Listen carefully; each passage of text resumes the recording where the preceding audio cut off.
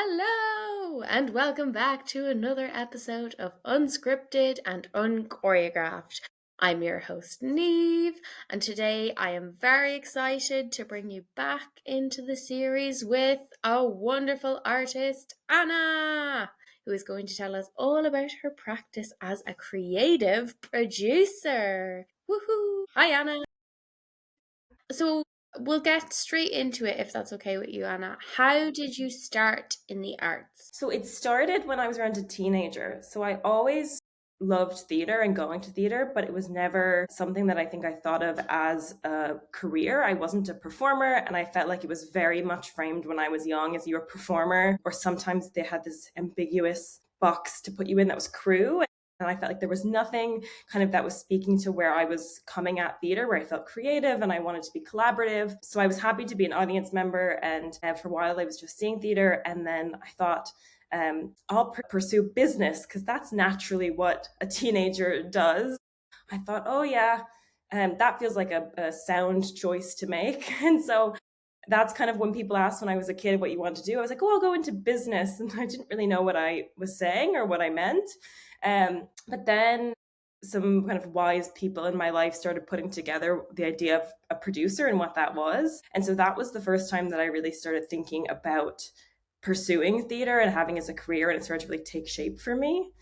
So that was kind of my entryway in thinking of it as a practice, but it always comes from being a young person, seeing theater, and it kind of just being this magical, intangible thing that you just try and find what is my way in to be a part of this. And so you grew up in the States.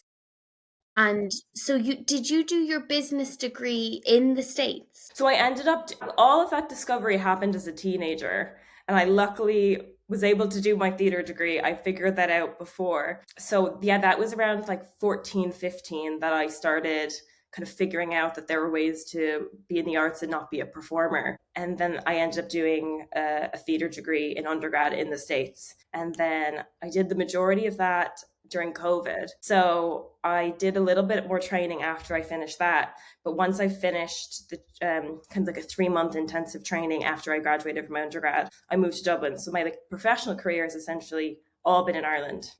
Can you do theater as like a class? You can. It was but it was like there was a performing arts program, but there was all you could do was be a performer essentially in that program. I think there was opportunities. I think I stage managed once or twice, but it was a very separate thing. They kept it really, yeah, like you weren't involved in the creative process in the way that they framed it, which is why I think I was feeling really stuck. I was like, I tried doing theater in school, but this didn't really feel like it was speaking to me. It wasn't creative. It was a collaborative. And so I was really lucky that I had some opportunities as a young person to see theater I grew up outside New York City, so I was able to go in and see theater in New York. And I eventually got to meet some practitioners, some directors, and some producers who allowed me to kind of shadow and eventually kind of assist and intern. And that was really like kind of what opened it up, because in school, like the other alternatives weren't really speaking to me in terms of studying theater. And in your degree, it was theater practice, like you were doing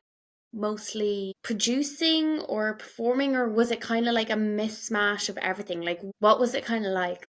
It was a really open degree. So it was like a liberal arts BA. I studied theater and American studies as well. I went to a college that really encouraged multidisciplinary study and practice and integrating those things. So the degree that I did was very open. So you had to do a certain amount of performance credits is what they called them, but things like dramaturgy or assistant directing could count if you weren't a performer. Kind of other ways of engaging with performance. And then you had to have a certain amount of technical credits. So we had basic lighting design classes, set design classes, practical classes, working in workshops. And then there was also kind of a really academic lens on it, which was like I took anti-colonial performance practices, and we took a class. Actually, part of how I learned about Irish theatre was we took a class on national theatres, and one of the things we studied was the Abbey, and we're talking about how does that model translate to America, and that was part of the American studies. So I always kind of looked at theater in a very interdisciplinary way, just because of the nature of the course. And producing wasn't something they offered, and so I was really kind of pivoted more towards directing at that point. I think that was what was speaking to me, and kind of what I loved about producing was the like shepherding of a project, working with artists to get something off the ground. And so I ended up thinking that new work development directing was what I wanted to do. I thought that I wanted to be in a room with a new text, but realized that kind of what I wanted was the larger scope of working with projects, getting them off the ground and moving them, which wasn't really something, it was kind of the only thing that my degree didn't touch on was producing. And so I primarily studied directing. And then when I moved to Dublin, I think like the early opportunities I had that pointed me to producing kind of came back into fruition when I came here and saw kind of more of the creative producing field and what that looked like, to use those instincts that I had in directing, and kind of the background and experience in producing came together. I think that's when it really clarified that that was the path I was on. I love that phrase, shepherding a project.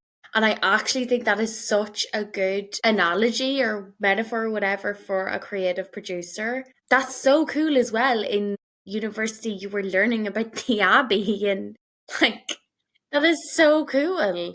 And so was that the reason you moved to Dublin, or why from New York to Dublin? Yeah, I think part of it definitely helped. I think that when I was trying to figure out, I had graduated from undergrad, studied theater, and a pandemic, a lot of it was remote. I had a liberal arts degree that really allowed things to be really broad, but it meant that I had little practical training, maybe not little, but less than I would have wanted, especially given that a lot of our classes were remote. And so I was like, everyone was kind of moving to New York. You graduate, you move to New York City or maybe Chicago or another major city. And I knew that I think that I wanted to take some time to try something else. I'd grown up in New York. I wanted to go somewhere else, experience something different. And so initially I just got a 1-year working holiday visa. I was just looking into where I can go for a year where they had theater, and then I could just see new ways of making, meet new people. And I thought that I was going to be here for a year and then move back home and bring that with me. But I'm very lucky and I have a UK passport. So I was here only a few months and I was like, oh, I think I need to get my UK passport. And I'm going to be sticking around. And in like a week, in just over a week, I'll hit 3 years living in Dublin. Stuck around. Congratulations! You are a true Dubliner now. We own you. And I was going to ask you as well, do you see there being, I'm sure there are, but like the difference between maybe the theatre industry in Dublin, Ireland, in comparison to New York, America? Like, is there differences or like, yeah? Yeah, I think so, especially from a producing perspective. I think that like one of the reasons why I love making work here so much and why I think about London or New York and like why this is kind of where I decide that I want to stay and make work is like, for all of its complications and all of the things, there's like so many things about being in a small industry that make it hard. But I love that everyone knows people, and I love that it's a genuinely supportive community. It doesn't feel as overwhelming or as intense, in the sense that like it's really supportive. And also I think the community is really focused on getting work made, figuring out what are the ways to actually make work. I think there's a lot of money and resources that go directly to artists. They're not funneled through all these channels. Like, people do their best to make sure that the artists can get the resources they need to make the work and support that work to a stage where it's being seen by audiences. Yeah, it feels just more open and flowing in the way that people are working with each other, they're supporting each other, that resources are shared. And like, that's the benefit of being, I think, in a smaller scene. But from all the challenges that come from a really populated field where there's a small pool and a lot of us are going for it, it's amazing how much people are supporting each other and sharing resources, and how much it feels like it's possible to make work. And is there, this is probably a really stupid question, is there a version of the Arts Council in New York? Not in the way that it exists. Like, there are funding pools. I think they're more local. Like in New York, I think you can apply for like New York State and New York City funding, but it's not as open. It's not as, like, for example, an artist can't just apply. So everything has to go through companies. And that's, I think, what I mean about free flowing ability for artists to get resources. So in the States, generally speaking, it would be very rare for an individual artist to be able to access funds to make work. An institution would get money that would be then funneled down to artists who apply. And so you're having this like multi-step process of artists trying to access funds, but they can't do it themselves.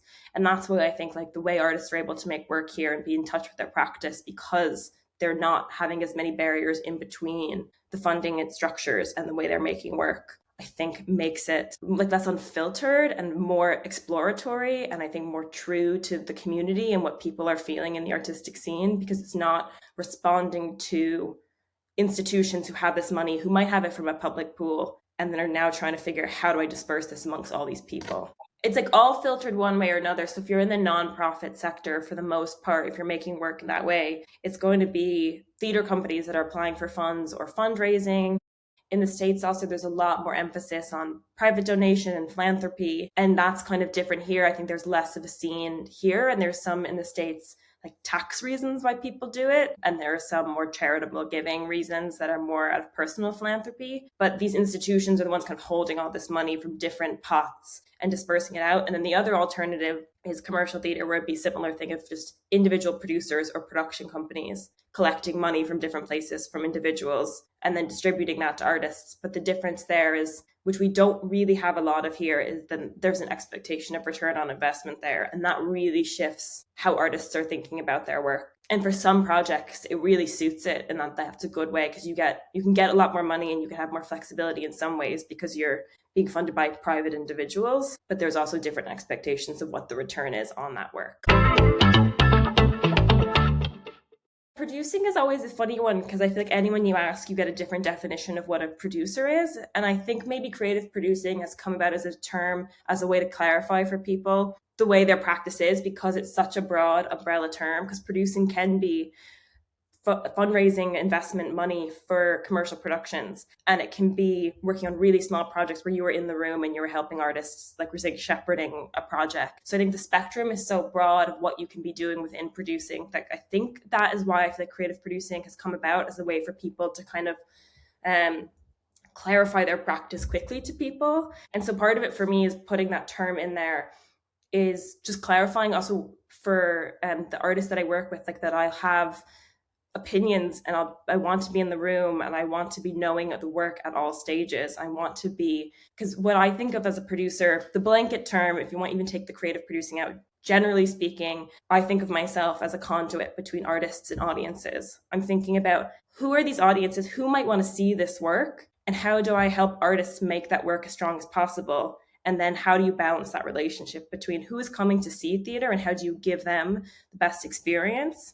And sometimes that's answering what things you know they already want. And sometimes that can be finding things, speaking to them either in what the show is about, what the story is about, or the way it's being made and how it looks on stage, giving them something they might not know they want, but feeling like you're helping to push what they're thinking about and how they're viewing whatever it is that you're dealing with on stage. And so I think the creative producing comes from a lot of that, because to feel like you're talking to that audience and that you're responding to them and hopefully giving them something new and interesting and pushing how they think of theater, that can often mean being in the room with the artists, offering them your input, your perspective. And as I joke, sometimes people prefer producers to be people on laptops with emails, or like that can be what producing can be perceived as. And so clarifying that is what my practice is separate from that. Emails are a huge part of it. Send plenty of emails. But it also, a lot of the practice is like on the ground with artists, making that work be realized. So cool, and also kind of makes a lot of sense in terms of, if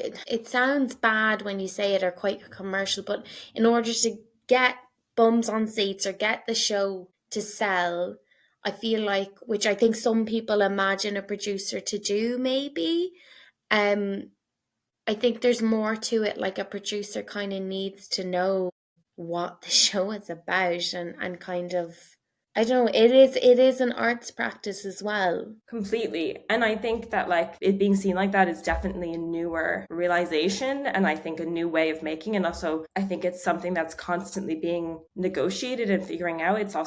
It's something I'm thinking about. It's really interesting. Like the Arts Council recently started listing creative producers as creatives, things like basic income for the arts, like creative producers and producers weren't eligible for that in the first round. And then now there's discussions about, is creative producing its own artistic form and discipline, and can it be considered that? Because it really was considered like an administrative role and really separate from the making. So it's been interesting to think about it. But yeah, my thought is to be able to bring an audience in and to get bums on seats, you have to know what the show is, and you have to know who's interested in it. And you also have like a vested interest in making sure you're putting on the best show possible.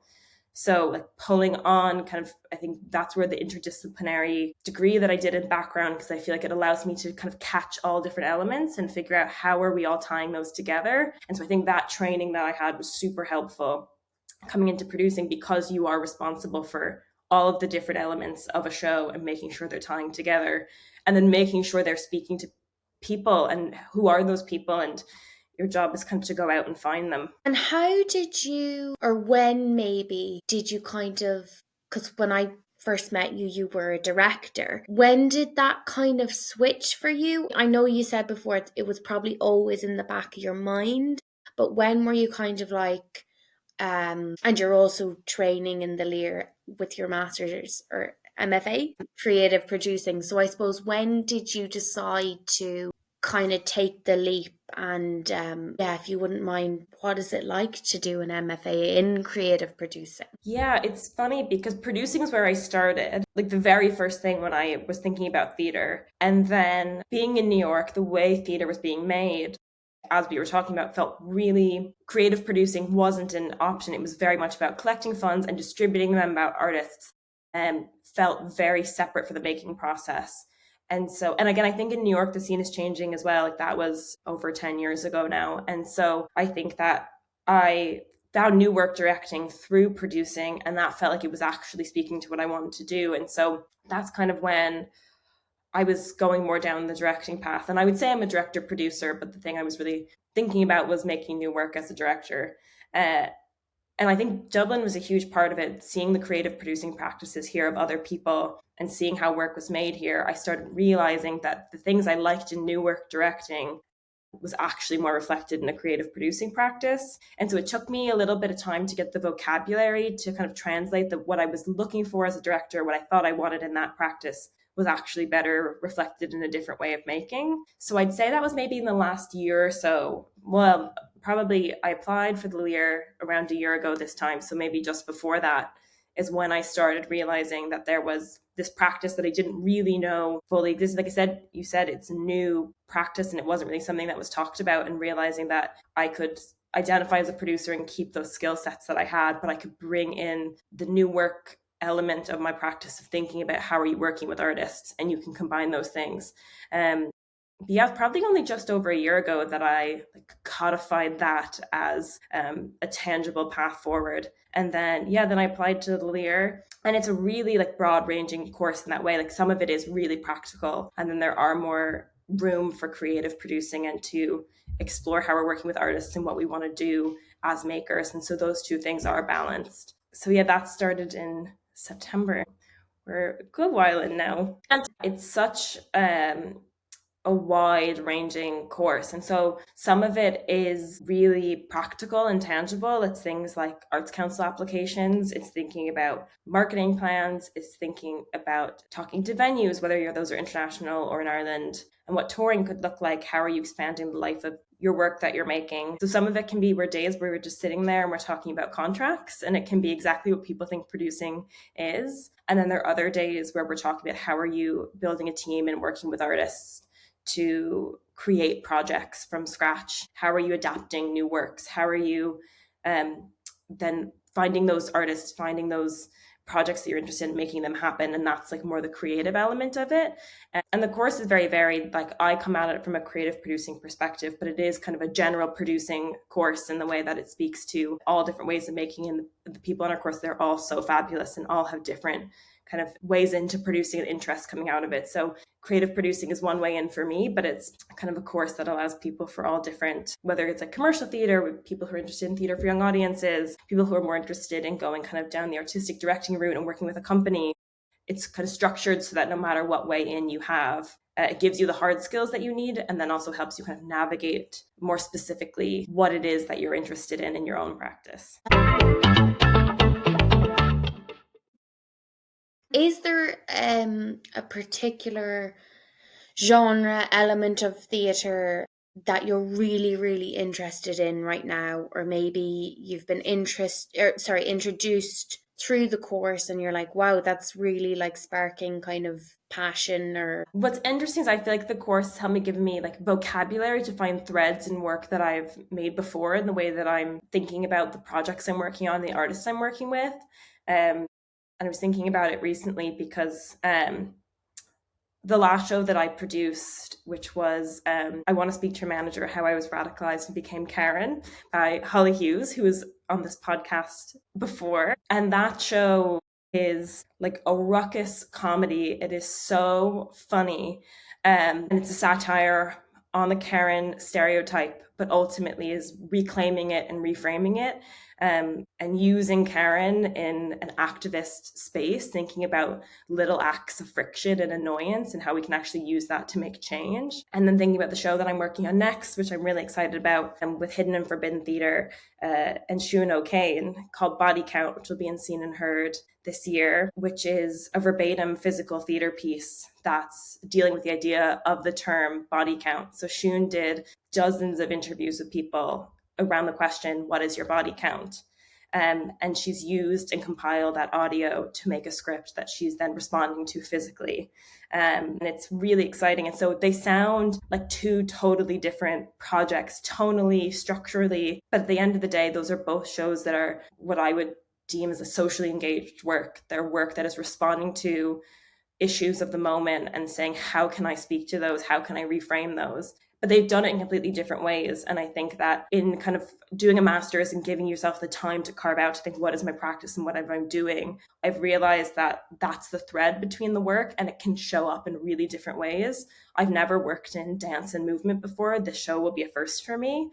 And I'd never done, I guess, more of a comedy, and Holly's background is as a poet. She had never made theater before. And so working with a poet and working on comedy and really forwarding her brilliant writing, but also a comedy audience, and how are you talking about those two things in conversation? The thread of all that work, even though it's so different, is still working with artists who are responding to a moment and giving audiences a framework to think about their day-to-day and the communities around them through the work, which is like, yeah, it's been so exciting to kind of find that thread and to have like vocabulary to speak about it, which I can credit the course for helping me figure out. I'm really interested at the moment about adaptation, something I haven't done before, figuring out how are you reframing things that people may think they already know and unlocking something new for them.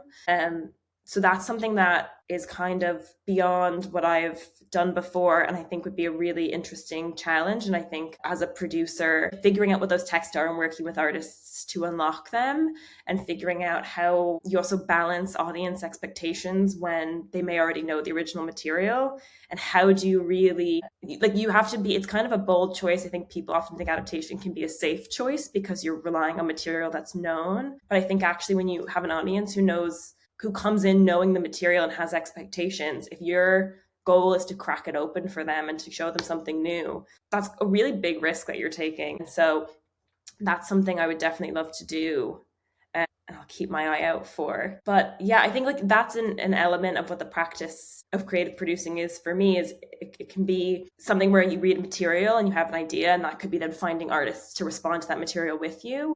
Or that can be an artist like Siún already had started doing the interviews for Body Count when we talked about working on it together. So she was already kind of was something that was percolating for her, and she had started working on it and applied to Seen and Heard. And after she applied to Seen and Heard that we talked about it. And we've kind of been orbiting each other for a little while and kept saying that we wanted to work together, and just the opportunity never came about. And this was just kind of the perfect time and fit for us to work together. And I wouldn't have, like, this piece I'm really excited about. And we're just kind of getting into the development of it in the next few weeks and getting it on its feet ahead of Seen and Heard. And so like that is so exciting, where she'd had these interviews and she kind of had this instinct where she knew where she wanted to go, and working with her then to say, okay, well, who was coming to this? How do we elevate this? How do we give this? Like, how is it responding to the theater landscape that exists amongst makers? How is it responding to what people are seeing, reading, listening? And so it kind of can take, depending on what the material is and who the artist you're working with, I feel like I've found that there's no one set of processes that works across everything I work on. Amazing. And that kind of brings me back to talking about Body Count, because that is the thing you're currently working on. Siún's really inspired and Hidden Forbidden's work by like Broken Talkers and Deviate, so I think there's definitely some influences there. But so it's kind of going to be made up primarily of audio that's all recorded. We're working with a brilliant sound designer, Alton Stanley, who's going to be doing the sound and kind of using this audio and building an atmosphere with these clips that we already have. We're going to be having, it'll be Siún on stage, and it's a solo show. So in theory, it's just one person on stage, which is also really interesting. So it's going to be kind of a collection of voices that the audience are going to be hearing, and they'll be building relationships with those characters as they hear them. But what they're going to see on stage is just one person responding to this. So body count is interesting because it's a solo show. It's just Siún on stage, but we have all the recordings. So she's done dozens of these recordings, and that the audio is really kind of her scene partner in a lot of ways. So she's responding to what she's hearing. And the idea of body count, like the term, a lot of it's what we're exploring is the term and the fact that it came out of the Vietnam War, and it came out this very militarized, heavy term about killing people and how many people have you killed. I mean, it's a really heavy initial origin of the word, and then how it's been reused today in modern dating culture. And can you really separate that like militarized origin from that word and what that means? So if she's just on stage, but what is it that she's carrying with her? How is she responding to these voices?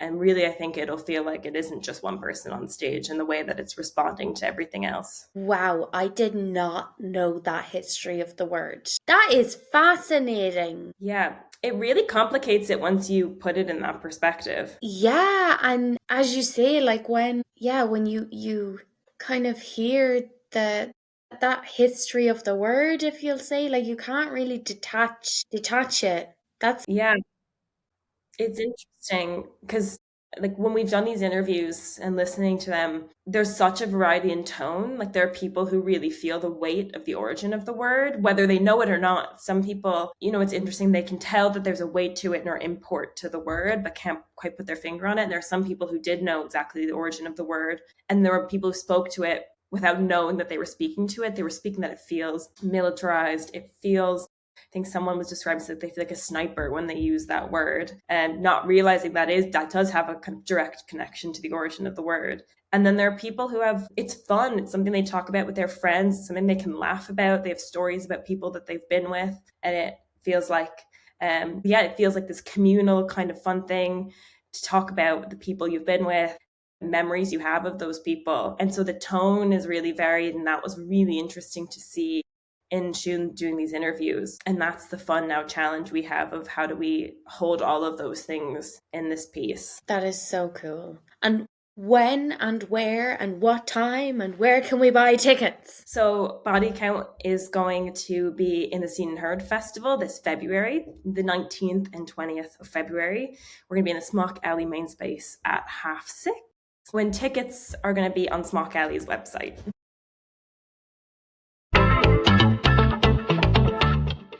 A lot more companies are moving towards creative producing because companies here especially are so small that their producers really are so involved with the making of the work and know everybody else who's working on it so well. So like Broken Talkers and Dead Center, like all of their producers would identify as creative producers because those companies are making work in such an intimate way and are such a kind of small collective of people making that work that it really feels fair to make sure that those people who are giving creative input and are helping guide a company kind of get a title that credits the work that they're doing. I was going to ask as well, because I know in the Lear they have their grad fest, which is like really important in kind of their calendar. And there's a lot of, again, if I get this wrong, correct me, what it seems to be a lot of kind of like collaboration across like courses and teams. Could you explain like what does that look like for you? Like, do you contact a director or a playwright in the Lear, or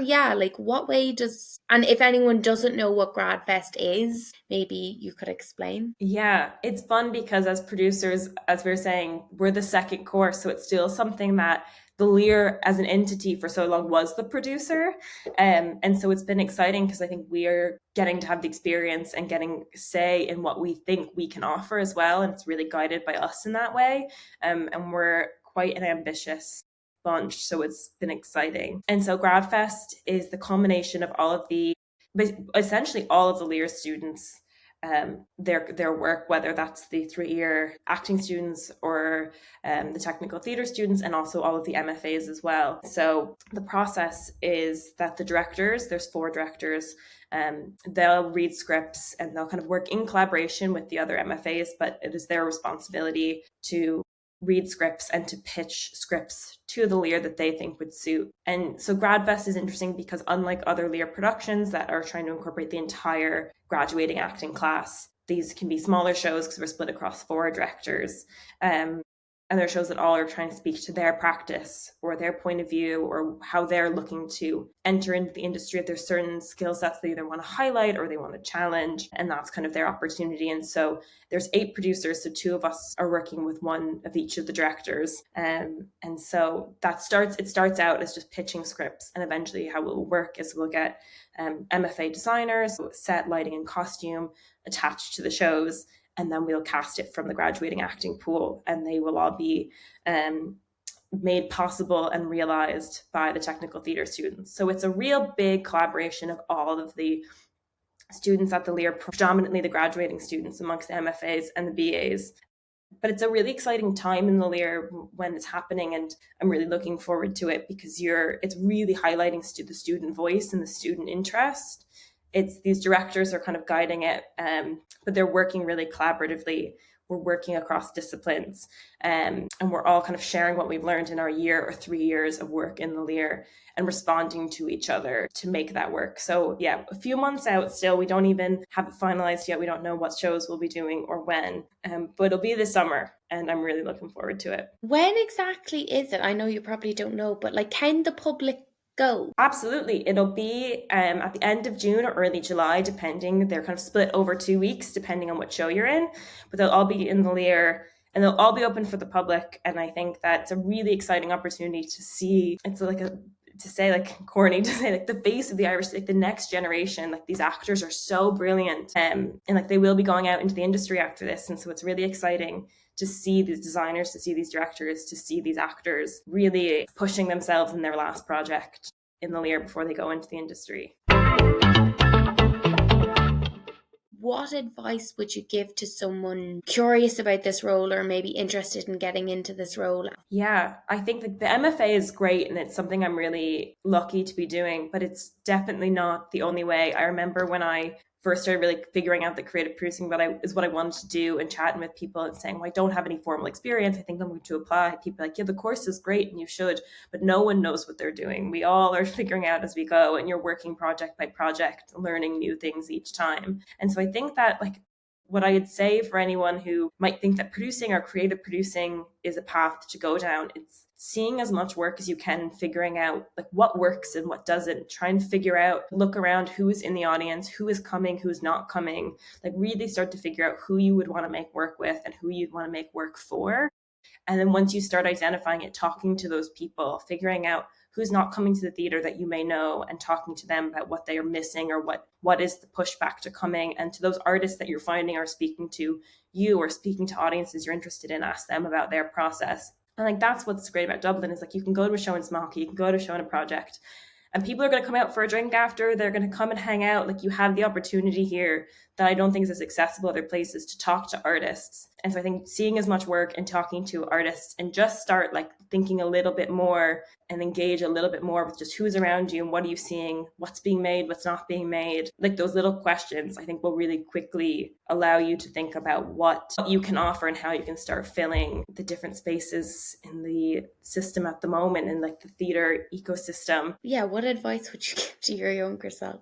I mean, I think like the thing that I still tell myself now, which is like, trust your instinct and trust your gut. Like, you know a lot more than you think you do, and you don't give yourself credit for it. And I think that I probably had loads of good ideas and instincts and things that I want to do, people I want to talk to, but I would always get too nervous or get in my head. That gut instinct is usually right. I think that my younger self would have benefited from hearing that.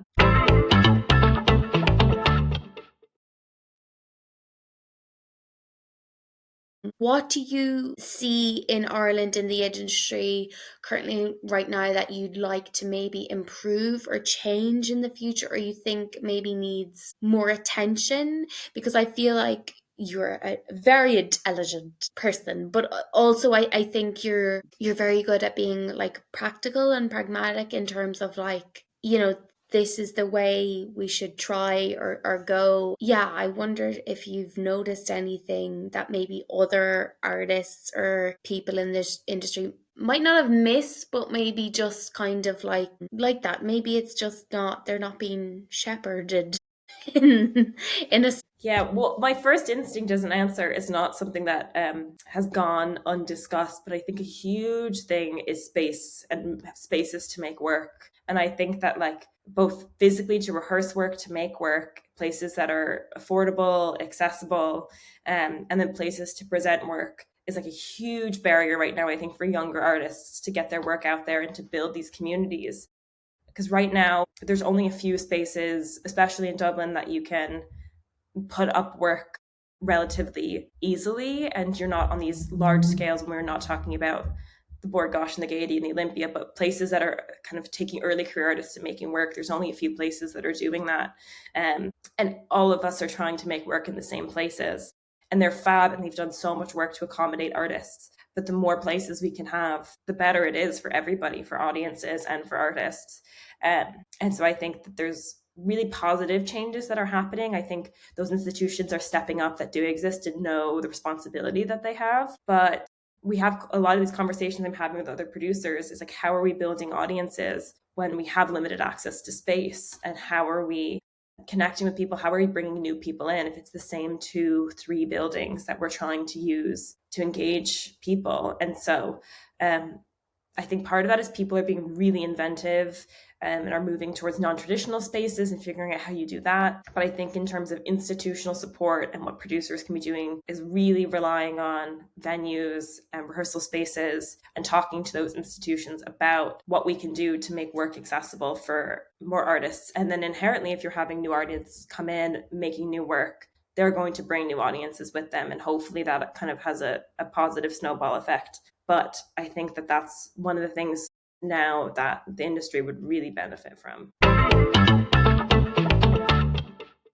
I heard like there was a conversation recently where someone said like, you don't go to the cinema once and you don't like a film, so you say, I'm never going to go to the cinema again. But people go to theater once, see a show they don't like, and say, I'm never going to the theater again. And they might not give you the opportunity, but I think for producers, what we're thinking about is how can we re-engage people, and using these spaces that sometimes might feel inaccessible, or the shows that feel inaccessible, or engaging them in a way that feels disingenuous to what the show is or what the audience it's attracting is. So I think that something that like a producer's responsibility, and I think something that we can always be thinking about, and a lot of brilliant creative producers are doing right now, is thinking about what are the ways that we're accessing new people in a way that you're speaking to them where they're at and what they want. And part of that is things like cost and physical accessibility and what venues you're working with and how are you accommodating them. And then some of that is the work itself and what kind of work you're making, and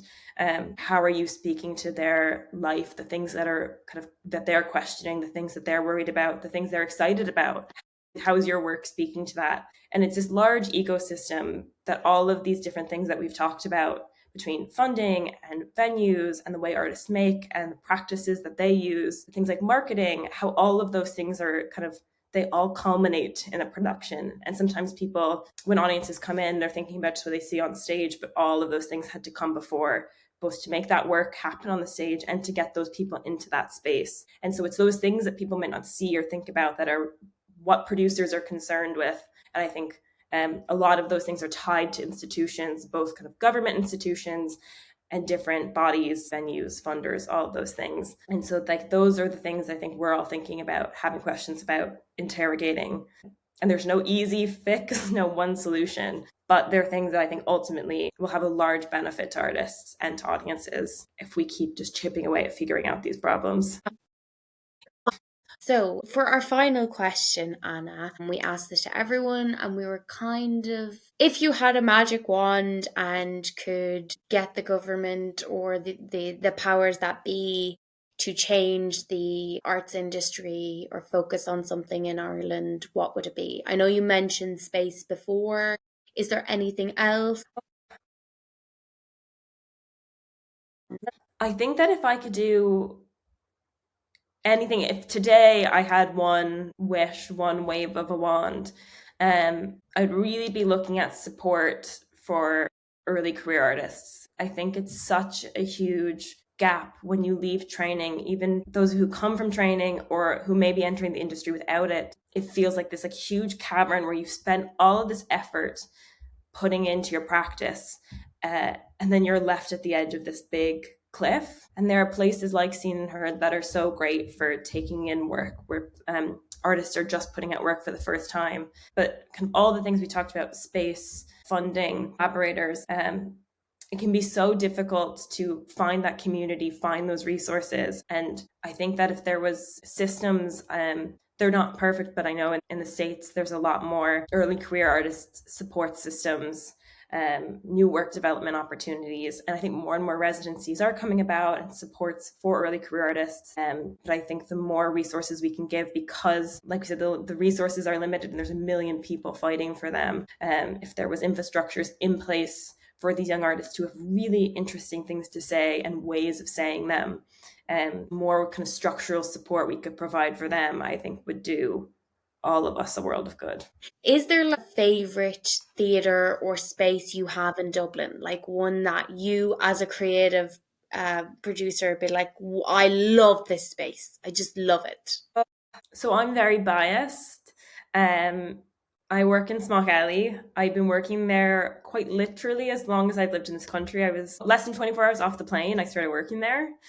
And it was seen and heard that I started, and actually it's funny, in my Lear application, I talked about that my theatre career in Dublin really started there, and that my interest in creative producing came a lot from there, because that is one of the places where young artists are able to make work and are able to experiment and explore. They're really funky spaces. They're a really generous team, and they're just been a wonderful place, I think, for a lot of artists to start out, including me, just working front of house there and showing up and not knowing anyone in this country, having not made work here before, studied the Abbey for 2 hours in a college course, and that was all I knew about Irish theatre, and to walk into that building. And so I think that as a producer and as an audience member, it is such a warm and welcoming space, and a space where you do get to try and experiment, because you know that you have kind of a really generous team around you. And so yeah, I have a real soft spot in my heart for that place. I completely agree with you, because as an audience member, everyone is so friendly in that and helpful in that building.